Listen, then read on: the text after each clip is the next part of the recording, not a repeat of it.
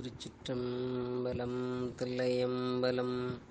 தென்னாடுடைய சிவனே போற்றி, எந்நாட்டவர்க்கும் இறைவா போற்றி.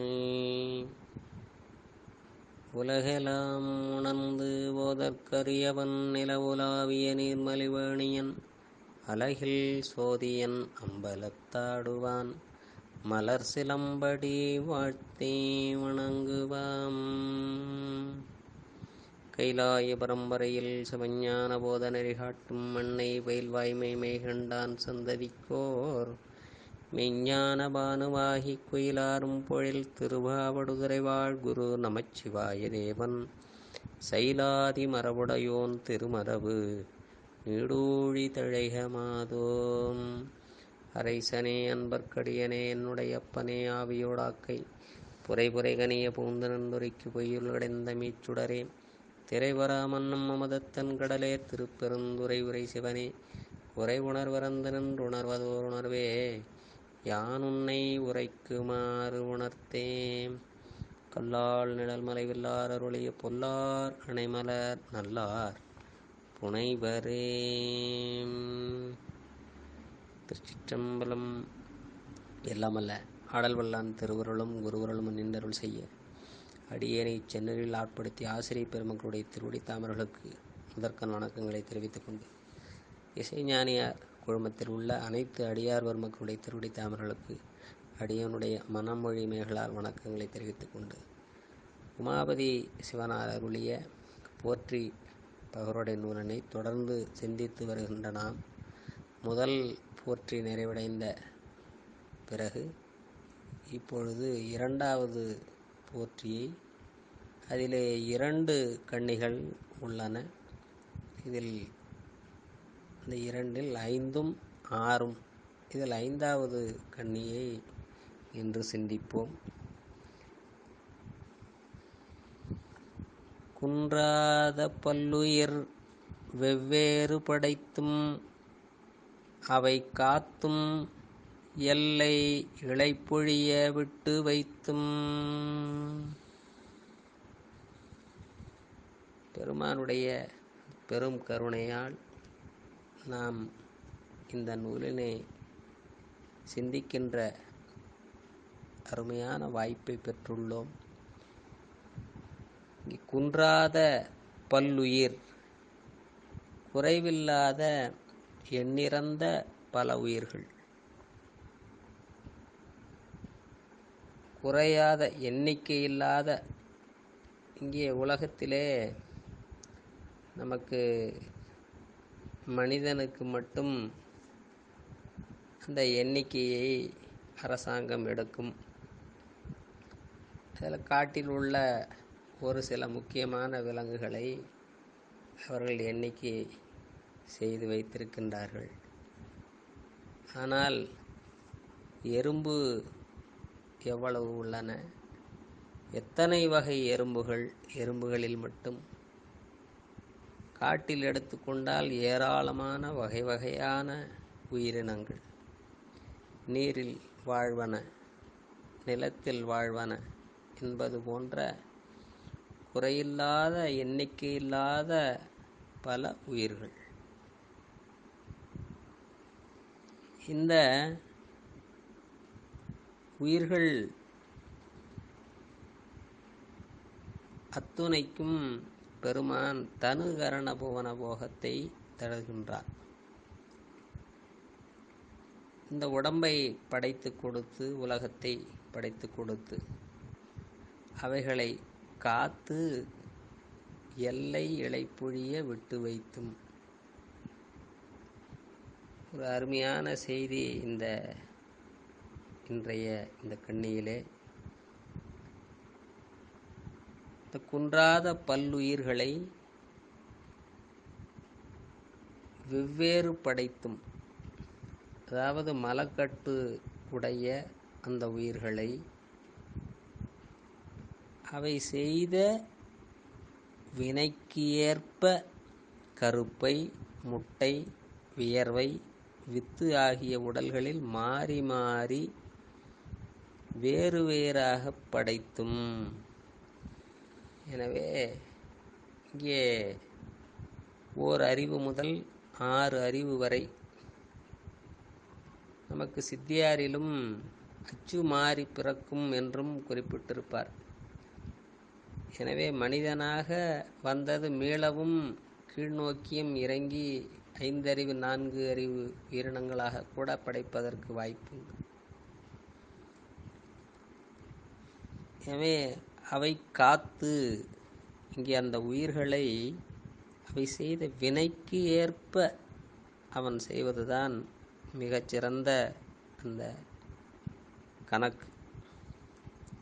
அதுவும் அந்த கன்மத்திற்கு ஈடாய் கறங்கும் சகடமும் போல் சென்மித்து உழல திரோதித்தும் என்று கந்தர் கலிவெண்பாவிலே குறிப்பிடுவார்.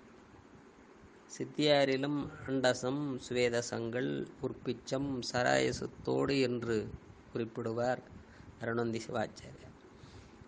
இங்கே அண்டம் கூட்டல் சம் அண்டசம் என்பது முட்டையில் தோன்றுவன. அவை மீன், பறவை, பல்லி. பறவைகளெல்லாம் முட்டை போட்டு அதன் மூலமாக அந்த பறவைகள் தோன்றுகின்றன. சுவேதசம் சுவேதம் கூட்டல் சம் சுவேதசம் வேர்வையில் தோன்றுவன. அவை பேன், கிருமி முதலியன. அடியேன் வேடிக்கையாக சொல்வது ஒன்று உண்டு. ஒரு ஆள் எதிரிலே வந்து நின்றால் நாம் என்ன நினைப்போம் என்றால் ஒருவர் வந்ததாக கருதுவோம். ஆனால் அவர் உடம்பில் பல்வேறு உயிர்கள் இருக்கும். அவர் தலையில் பேன், வேர்வையில் அங்கே கிருமிகள், வயிற்றுக்குள் புழுக்கள், இப்படி இத்துணை உயிர்கள் அந்த ஒரு ஆன்மாவுக்கு உடனேகவும் இருக்குது, உள்ளேயும் இருக்குது. அப்படி அடுத்தது உற்பிச்சம். உற்பீசம் என்பது வித்து, வேர் முதலியவற்றில் பிளந்து மேலே தோன்றுவன. மரம், செடி, கொடி ஆகியவை. அடுத்து சராயுசம். சராயுசம் என்றால் கருப்பையில் தோன்றுவன. மக்கள், விலங்கு ஆகியவை. எனவே நமக்கு சிதம்பர மும்மணி கோவையில் கூட முட்டையில், கருவில், வித்தினில், வியர்ப்பில் என்று நமக்கு குமரகுருபரர் குறிப்பிடுவார். அப்படி பல்லுயிர் வெவ்வேறு படைத்து இத்துணை வகையாக அந்த உயிர்களை இறைவன் படைக்கச் செய்து அவை காத்தும்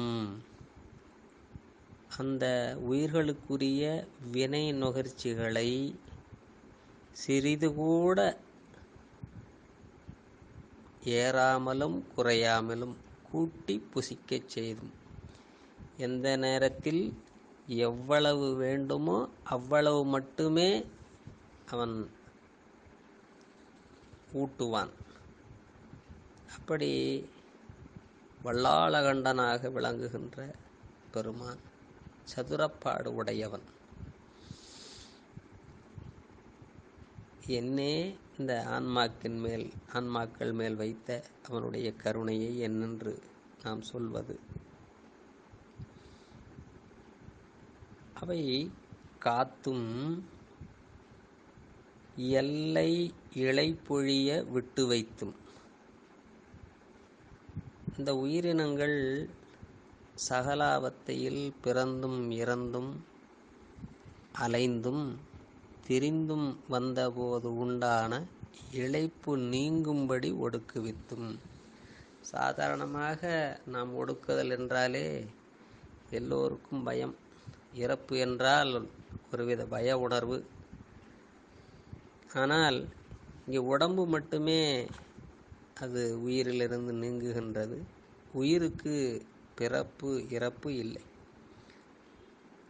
எனவே அலைந்து அலைந்து ஓடி ஆடி இது ஓய்வு சிறிது கொடுத்தால் மீண்டும் ஏதுவாக இருக்கும் என்று கருதி இறைவன் அந்த இழைப்பை நீங்கும்படி ஒடுக்குவிக்கின்றான். நமக்கு மணிவாசக பெருமானும் குறிப்பிடுவார், பட்டினத்தாரும் அருமையாக குறிப்பிடுவார்.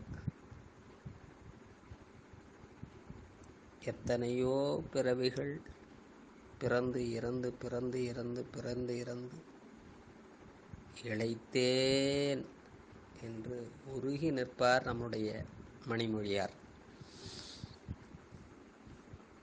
பட்டினத்தாரும் எத்தனை எத்தனை எத்தனை அன்னையோ, எத்தனை எத்தனை எத்தனை அப்பனோ, எத்தனை எத்தனை எத்தனை பெண்டிரோ, எத்தனை எத்தனை எத்தனை பிள்ளையோ என்று அவர் நீண்ட பட்டியல் அவருடையது.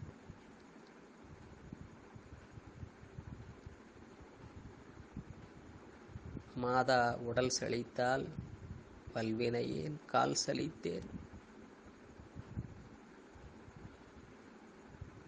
என்று எத்தனை பிறவிகளில் பிறந்து பிறந்து இறந்து நடந்து நடந்து கால் சலித்து விட்டது என்று குறிப்பிடுவார். வேதாவும் கை சலித்து விட்டானே, இந்த பிரம்மனும் பிறவிதோறும் எழுதி எழுதி அவனுக்கே சலிப்பு ஏற்பட்டு விட்டது. அத்துணை பிறவிகள். நம்முடைய அருணகிரிநாதரும் எழுகடல் மணலை அளவிடின் அதிகம் எனது இடர் பிறவி அவதாரம் என்று குறிப்பிடுவார். இப்படி எத்தனையோ பிறவிகள் நாம் கடந்து வந்து இந்த 6 அறிவு உள்ள மனித பிறவியிலே அரிது அரிது மானிடராய் பிறத்தல் அரிது, அதிலும் கூன் குருடு பேடு நீங்கி பிறத்தல் அரிது என்ற நம்முடைய ஔவையார் வாக்கிற்கிணங்க நல்பிறவியை நாம் பெற்றுள்ளோம். அதுவும் வெறும் மானிட பிறப்பாக மட்டும் அல்லாமல் திருநீறு பூசி உருத்திராக்கம் தரித்து ஒரு சிவனடியாராக வாழ்வது மிகச்சிறந்த ஒன்று. நம்முடைய மணிவாசக பெருமானம் அது ஒரு அதிசயம், அற்புதம் என்கின்றார். அடியார் திருக்கூட்டத்தின் நடுவில் இருப்பது அதிசயம் என்பார். சாதாரணமான மனிதனாக வாழ்வது பெரிதல்ல. ஒரு சிவனடியாராக பெருமானுக்கு நாளும் பூவும் நீரும் கொண்டு வழிபாடு செய்து 5 எழுத்து மந்திரத்தை அன்போடு ஓதி அந்த சிவபெருமானை சிவானந்த இன்பத்தை அனுபவித்தல், மேல்நிலைக்கு ஆன்மா செல்லுதல், இது மிகச்சிறந்த ஒரு வாய்ப்பு நமக்கு இந்த பிறவியிலே. எனவே நாம் அடுத்த கண்ணியை அடுத்த வகுப்பில் சிந்திப்போம். என்றும் இன்பம் பெருகு மேல்வினால் உண்டு காதலித்து உள்ளமும் ஓங்கிட மன்றுளாரடியார் அவர் வான்புகழ் நின்றதெங்கும் நிலவி உலகெலாம் வான்முகில் வழாது வெய்க மலிவளம் சுரக்க மன்னன் கொன்முறை அரசு செய்க குறைவிலாது உயிர்கள் வாழ்க நான்மறை அறங்கள் ஓங்க நற்றமம் வேள்வி மெல்க மேன்மிகொள் செய்வ நீதி விளங்குக உலகமெல்லாம் வைய நீடுக மாமழை மன்னுக மெய் விரும்பிய அன்பர் விளங்குக சைவ நன்னெறிதாம் தழைத்தோங்குக தெய்வவன் திருநீறு சிறக்கவே தென்னாருடைய சிவனே போற்றி எந்நாட்டவர்க்கும் இறைவா போற்றி ஏகம்பத்துரைந்தாய் போற்றி வாகம் பெண்ணுருவானாய் போற்றி காவாய் கனகத்திரளே போற்றி கையிலை மலையானே போற்றி போற்றி. திருச்சிற்றம்பலம்.